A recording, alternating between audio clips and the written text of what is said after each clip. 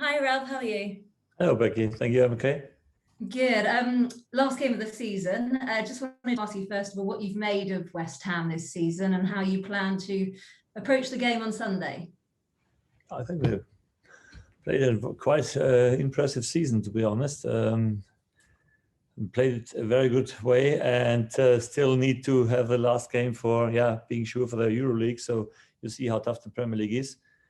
And now they're facing us, and we're also going for a few targets. We also have the chance to maybe end up in position 12. Still a possibility for us. And we also have not such a good stats in this stadium, to be honest. Since I'm here, we didn't take a point so far. Yeah, and this is also a goal for making this better, because we know this is a strong side, but we have to do it better. And I think then we have a goal to take something there. You've been at Southampton since 2018. You've been a favourite with the fans. Can you assure them that you're going to be there next season? Yeah, we hope that we have in the beginning of the next season a full stadium. This is for sure. And everybody think the same. I think we have had the experience now on the weekend and last weekend with fans being in our stadium, how amazing this was for us. It was a very new experience for us, and finally makes some taste for more. And I think everybody wants to see them back. Oh no, I meant, will you be at the club next season? If I would be in the club. Yes. Will you be staying at Southampton? Why not? Well, I just wondered. Yeah, I have no other plans, to be honest. This first 2.5 years, we had some ups and downs, I think, in this club. But the way we played for some, or when I see 2020 was maybe our best year so far.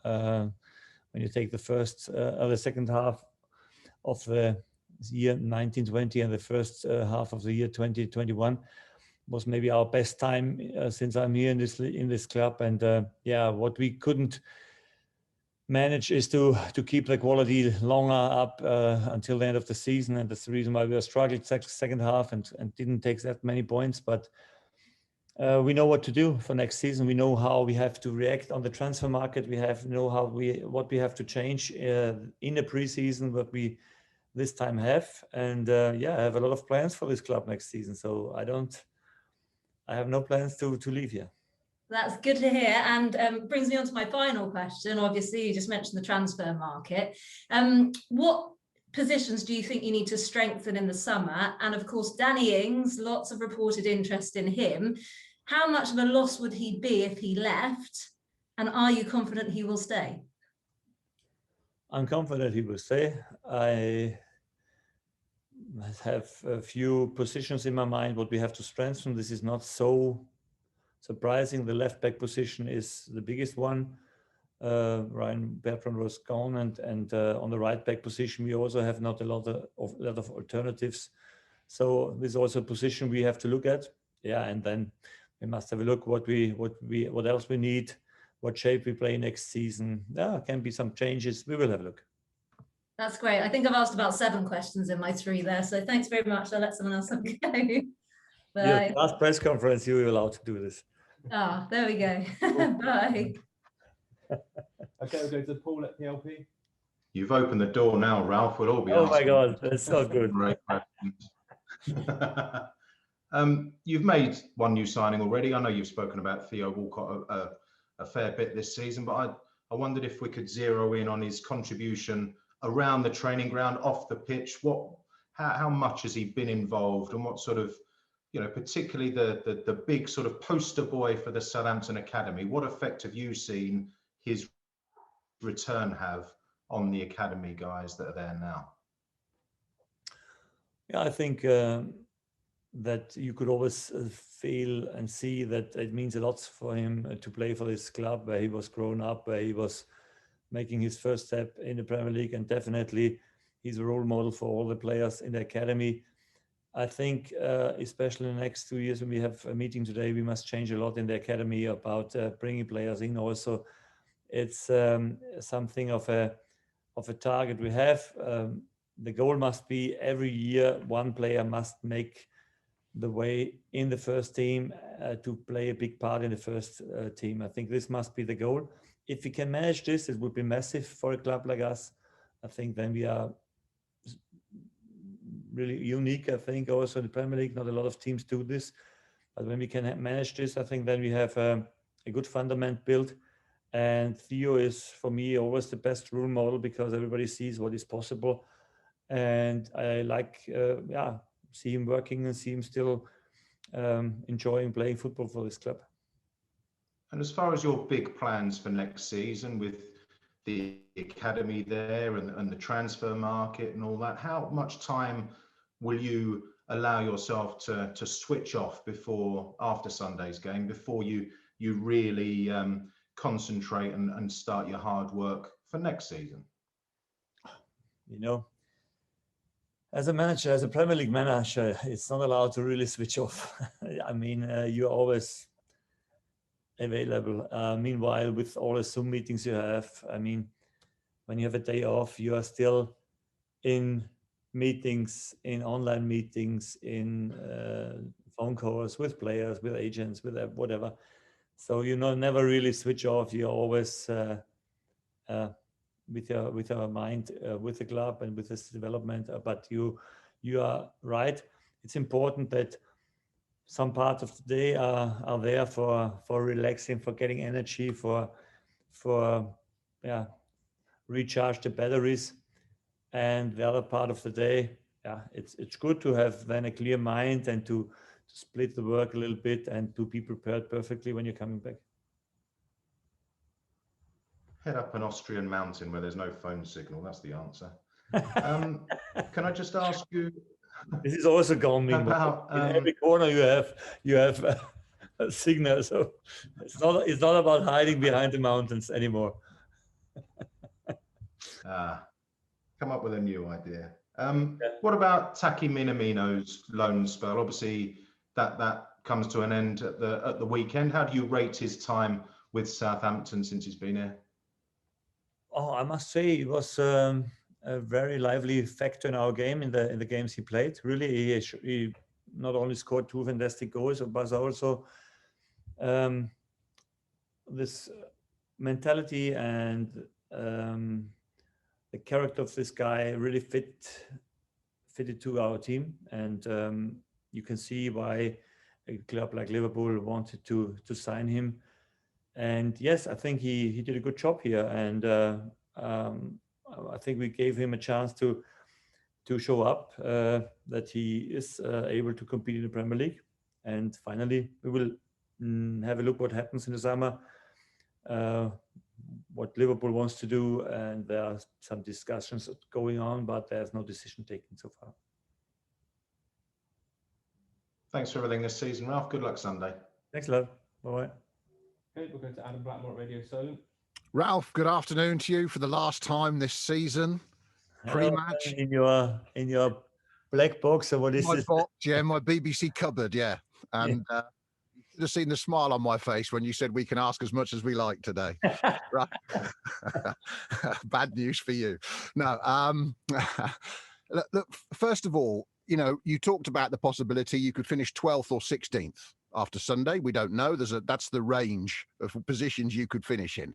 How much of a difference would it make? How important would it be mentally going into the summer for the club standing, for your feeling about the season, if you did finish in 12th or 13th rather than 15th or 16th? How much does that help going forward? Well, it helps financially massively, I'm sure. That there's a big difference between position 12 or 16 in the table. There's not a big secret. And mentally, yeah, for sure. Also, I must say, when you start like we started after last season, where we ended up 11th, then you get a little bit more self-confidence in the league, and gives you immediately maybe in the preseason, a better atmosphere. But I think anyway, we know that we must change a few things in the future. Conceding goals must be going down massively next season. And the plans are there, and we know what we have to do with the whole preseason, with working on on a few other things in our game. We will have time finally to come back stronger. And anyway, this is independent of the position you end up. One thing over the last couple of years, I mean, this is the end of your second full season. You've already finished 11th, having kept the club up in your first half a year. But one thing that we've not really talked about is how many players you've had to turn over, how the squad has changed. You think it's 12 players who've left the club with senior players and 5 you've loaned out in the time you've been there. You've only been able to bring in 5 or 7 players. So, at a time when, we're just worrying about results, do you feel that you're getting somewhere slowly with the squad makeup and the amount of experience and youth in the squad? How much progress do you think you've made? Because actually, it's not been easy to get the squad down a bit over the last couple of years. Yeah, but there are some reasons why it was so difficult for us as a club to change the team now completely to the way we want to play football, and that we had not the chance to bring 6 or 7 players in the summer or something like that in one transfer period. In the moment, no Premier League club has the chance to do this because of the amount of money you have to spend for a new player, especially when you knock on the door as a Premier League club.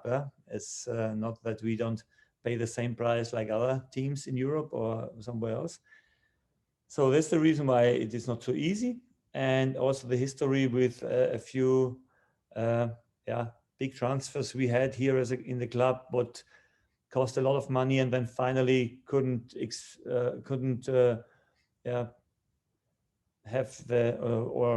play as good as we wanted them to play, that we have the benefit, and that ended up in nearly gave them away for nothing. So this is something of a money you miss here, definitely. And these mistakes the club has made in the past are now getting over the years solved, that we have now with less possibilities, we have the chance to turn things around, but it takes time. And every transfer now has to be a 100% good one, because otherwise we don't come out of this squirrel that pulls you down. When you always spend the money in players that don't help you, then it doesn't work in the future. And I think finally to change the team to a team that is able to play what we want them to play takes a few transfer windows, and we're still getting players where we think in the future they can help us, but it's not a guarantee. We will have a look, and for 12 million you get good players, but there's always on the lower average, the higher average players, they're costing 30-40 million, and that doesn't mean that these players are not good. I mean, they have maybe some weaknesses you have to work on, but then sometimes they make you better. But it is our way. We have to go without alternative. And as you said, it takes a little bit more time to change this team. I guess what I'm saying is, on that basis, you could actually, it's very easy to argue that it's been pretty good for the last couple of years, given the amount of money you've had to not have because of those contracts for players you didn't want, given you finished 11th last season and could still possibly finish 12th this season. Maybe people should think that's all right, given that you've had to go through a period of change of the squad in quite a big numbers. But this is for me not a question, because in normal opportunities we have, it's always a fantastic job if you stay in the league, to be honest, because when you see how much other teams invest also around us, I don't speak about Newcastle or these teams, then it's always the first goal must be to stay in the league. This is for Southampton Football Club, it will never change. And when you have a period of games where you compete fantastically and take a lot of points, and suddenly you end up on the top of the table, and it's only for a short moment, you will not stay there, because it's against all laws in football that, because all the other teams should be stupid when they invest 10 times more than we do and then end up behind us. So yes, you can from time to time beat them, from time to time stay above them, but in the end, you see now on the table at West Ham, they played a fantastic season, and they ended up maybe 7th or 8th, not in the EuroLeague. It's also possible, and you think, what did they for an amazing job this season? So you see how tough this league is, and in the end, it's about the quality. And it's getting more difficult every year to compete with the top 6 teams. But this is the challenge you have. Yeah. On Tuesday, Gareth Southgate will name his England squad. You've just had Stuart Armstrong and Shea Adams named in the Scotland squad. You've got other players who will play in the Euros. But James Ward-Prowse, if he's named in the England squad, it's another good thing for the club. You know, people will see the club. You know, Danny's in it as well, but people will see the club as a place you can come and play international football still without being a top 6 club. But I really wanted to focus on how much difference that makes to you when they're selected for the Euros and the club is advertised, as it were, around Europe, and also what an achievement it is for James Ward-Prowse, given his incredible consistency over the last couple of seasons. Yeah, for him, it's a logical thing if he would be part of this, because he plays a fantastic season so far, and he's absolutely a player you can trust and you need to have in your team, because not only because of his free kicks, also because you can trust him when he's on the pitch. He does your job you want him to do, and therefore there are not so many players around there. They have his qualities. But yeah, I think for us as a club, the more players we have with international teams, the better it is, definitely. To be competitive with the teams, they are battling with us for some players in our level, what we are looking for. And there are some around. They also in the Premier League. And I think to have an image of a club who develops players very well, they make them the next step to a bigger club, is an image that is not so bad for you to get new players in. Finally, it's also a signal for the top teams to hunt in our side, in our squad. This is the opposite. But also this is normal in this business. When you perform well and when you have good players that other and bigger clubs are going for them, it's also normal. Ralph, thank you. Good luck Sunday. Yeah. Okay, we've got Jim at PA. Hi Ralph, good afternoon. Can I just check in on some team news? Romeo, is he likely to be back again? Yes, he was training today. So instead of only Smallbone is out, and Shea Adams is out. Shea cannot play on the weekend because he has a small groin injury, so he will also definitely be out, and the rest is fit. That's not a serious issue, you don't think, with Adams? No, 5 to 10 days. So his chance on the weekend is a small one, but we didn't take the risk because we know he has the Euro coming up for him, a big tournament, and I think it's not a big issue for him. Ralph, do you think is it just you talked about the difference this season between what West Ham are able to achieve and where Southampton have finished? Does it come then just simply down just to the quality of the squad, or is that too simple an answer? No, overall, in such a long season like the Premier League is with 38 games, you have to see that some teams win games, although they don't play perfect. They don't have a good game, but they still win it. When we want to win games, we have to have a perfect game, a very good game, everybody on the highest level. And it's not happening all the time in 38 games that we are playing on the highest level. And this is the reason why we end up then in a position like we are in the moment. Maybe we end up in 12th, like last season, where we had ups and downs. And then the lockdown break helped us massively because we could recover and organize again and then go back and have fantastic 9 games to finish in 11th position. So a long season is going to an end, and yeah, where you end up in the end, this is what you deserved for the performances you put it in. And what I must say that, and this is something I really think we have to change, and it's very obvious, is the amount of goals we conceded, also a part of a 9-0. 9 goals are definitely affecting these stats, are simply too high if you want to end up high on the table. And this is a way of defending and a way of playing football that we have to change for the future. we have shown in possession some good developments, definitely. We have also a good name of our pressing style, but the way we defend it in and around our box is far away from a top Premier League club. And if you don't change this in the future, we will always struggle. Yeah, when we want to speak about the top 10 position, then it will always end it up like we are this season, and this is not what we want for the future. Although we know that with our limits we have as a club, it is the normal position we should be in from the amount we are investing, from the wages we pay for the players, for the way we go with the young players. It is a tough league, we know this, but we're still dreaming about more. But it's okay when you dream, and it's okay when we have some targets. They are a little bit higher what we have achieved in the last 2 years. That's great. Thanks, Ralph. Will Austria be added to the green list soon? Do you think you can get a bit of time away in the summer? Yeah, I mean, when you come from England, we have no incidents in the moment, nearly no deaths, and also everybody knows that the Indian variant is not something you cannot be safe with a vaccine. So I don't understand why you shouldn't travel everywhere. I know that the restrictions in England are lifted also in mid of June. So also coming back shouldn't be a problem in the future.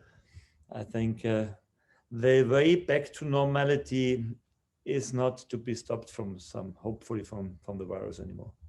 That's great. Thanks very much. Best of luck. Thanks for this season. Thank you. Okay, we'll move on to the section embargo for 10:30 this evening, and we'll start with Dan at The Athletic. Thank you, Jordan. Good afternoon, Ralph. Good afternoon. You've spoken a lot about summer plans and so on, but why will next season be different for Southampton? There was a phone ringing, so I couldn't. Yeah, my phone. Understand the question. I must say it's clear. It's obvious. £50.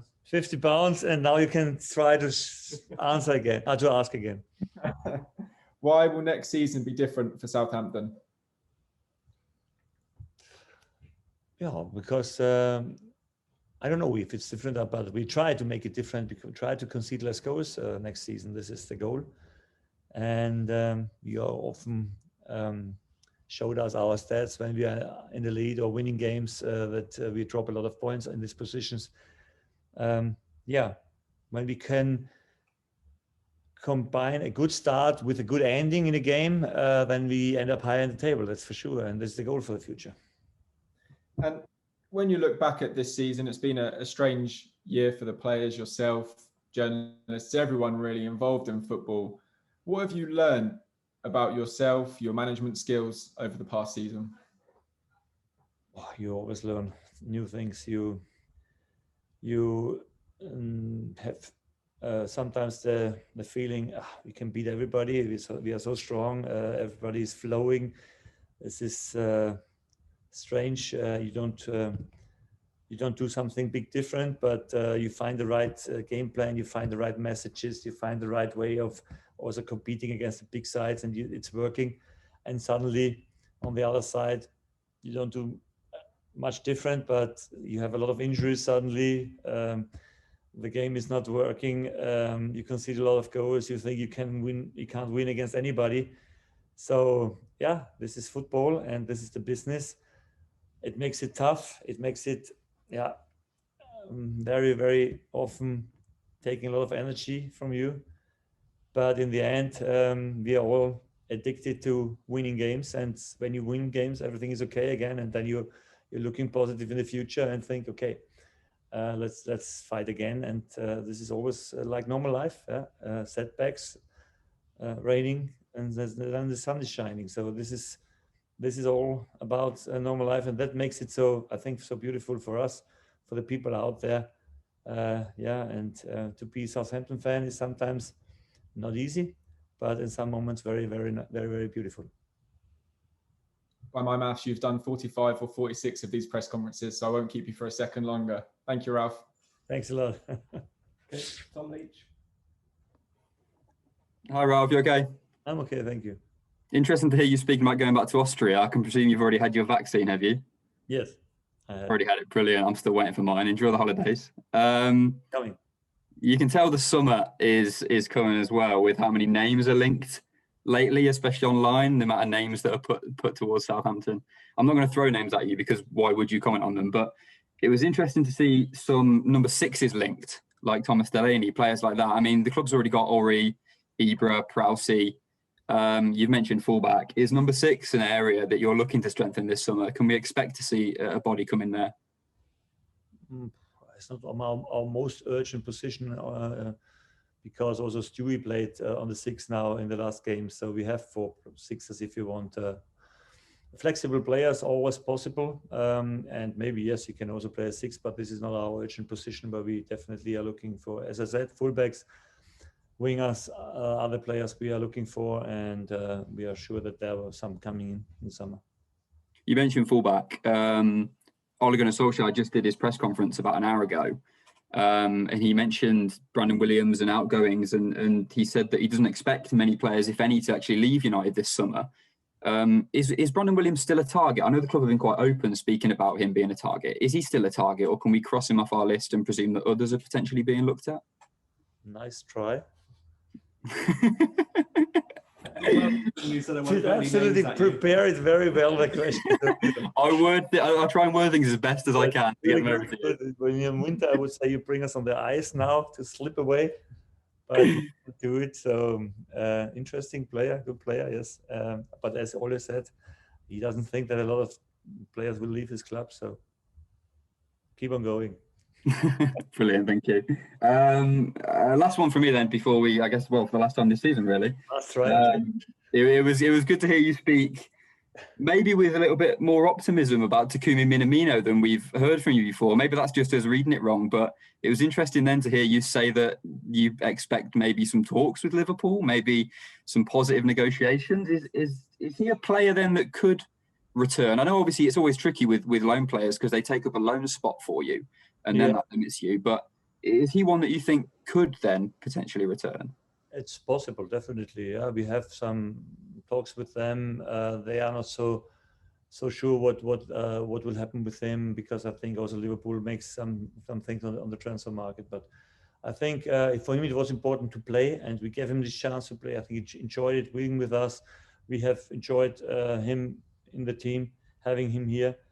And yeah, this is always a good fundament, a good basement to look for the future, what will happen. But as I said, we are not so 100% sure what we need on this position. And finally, yeah, we will see what happens. Okay, Ralph, I'll speak to you again on Sunday, but thank you for this season. You've been really good with us. Thanks a lot. Cheers, thank you. Also, thank you. Okay, we'll go to Dan Rose. Hi, Ralph, you okay? Yeah, thank you. First of all, obviously, it's been mentioned in the broadcast section about Che Adams being called up to the Scotland squad this week. Just how much of a boost can that be for him as an international player? And you've obviously worked with him for a couple of years now. How does he compare as a player, as a person, to the person who first walked in the door a couple of years ago? I think it was important for him to get the time to adapt to Premier League football, because it's a different level than Championship football. And I think especially in the first year, he felt that it is more difficult to score here, definitely. And he learned a lot in this time, I think. But what I always liked was the way he worked for this team, and the way he learned, and the way he was fighting for his position in the team. And it was not always easy, but it's more and more coming to the situation that everybody, sees his qualities, and we are happy to have him here. And also the noise around that a lot of teams want to have a player like him shows us that we made a very good signing for us. And I think this season he scored 9 goals. He has missed the double figures, but because he's out on the weekend. But I think next season, when he also scores the easy goals, and he had a lot of easy chances this season, then he can end up really in double figures, double figures. Then, we are very happy for him and for us. Like you say, he didn't have the easiest of starts, transition into the Premier League from the Championship. Is he a player that obviously do you feel he's a player that can sort of relish the pressure of going to a major tournament and potentially leading the line for his country as well? I mean, you've played up front for your country. Just what's it like? Yeah, the spot is on you then, and that's fact. Yeah? And if you're performing well, you're the hero. If not, then it's tough, I think. Yeah, this is when you play for a country and the whole nation is looking on you. But I think he can handle this, and he has the quality to compete also in the Euros. And I wish him all the best when he's part of. Then I'm sure that he will score his goals. And just one final one from me, if I may. Obviously, you've made it quite clear that you wanted to rotate the goalkeepers over the last sort of few weeks of the season and give them both an opportunity to see what they can do. A bit like Tom said there, there's always going to be speculation and links to other players, and there's been links to goalkeepers over the last couple of weeks. Will it be either one of Fraser or Alex that will start the first game of next season, or is the club still open to other options as well? I think both have still 1 year left in his contract, and I expect both to stay. And going in the next season with a battle in the preseason, who is then allowed to start. And if you are allowed to start, it doesn't mean that you also end up the season as a number one. So I want to have this battle. I want to have two goalkeepers that are competing for this position, and that should normally lead to a better performance from everybody. Perfect. Thanks ever so much, Ralph. Thank you.